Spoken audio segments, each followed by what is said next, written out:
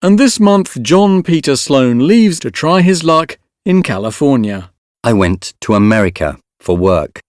To be precise, Los Angeles. My friend, Mark, who lives there, took me to Hollywood to show me around. This is where Johnny Depp lives.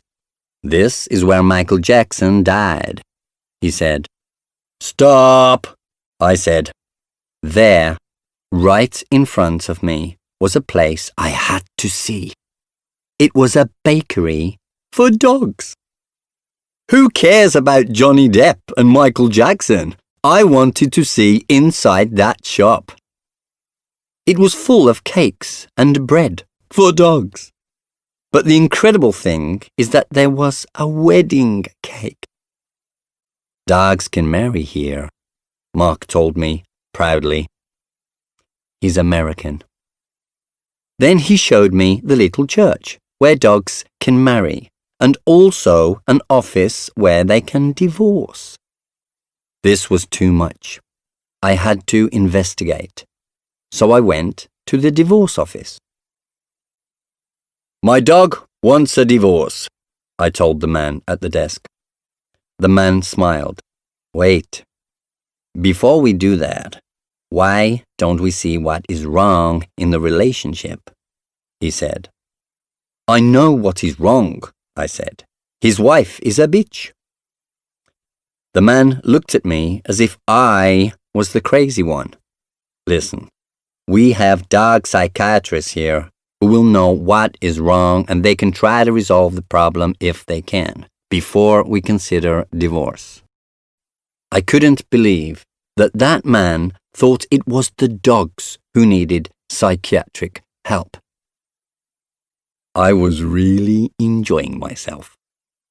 Okay, I said, but if they divorce, is the separation period 2 years, like for humans? Because that's 10 years for a dog. His answer was magical. Well, we hope that doesn't happen. Divorce can be very traumatic for dogs, especially for the puppies. How many puppies have they produced? I couldn't resist. 2, I said. Napoleon and Shakespeare, and I'm worried too. Especially for Napoleon. He's a very sensitive little guy, you know. So who would get custody of the puppies? The man looked sad. Well, usually they stay with their mother. I think that's the best thing. I nodded sadly. Yes, I think it's the best thing too. Mark came into the shop. Come on, John, I need a hamburger. The man in the shop and I were horrified. What? I said. Bonzo and his wife are close to divorce, and all you can think about is your stomach? What are you talking about? He asked.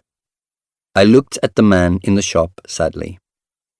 He's in denial, I said.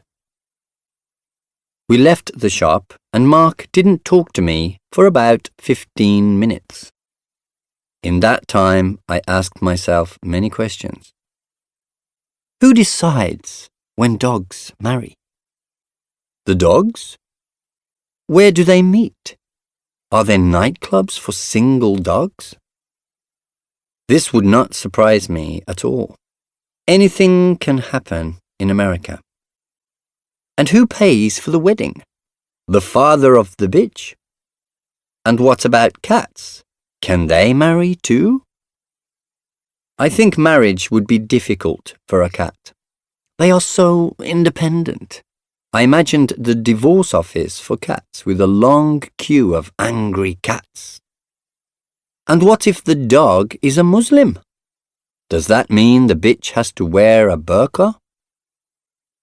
I wanted to talk to one of the dog psychiatrists. I wanted to know what the main cause of divorce was. I guessed it was adultery.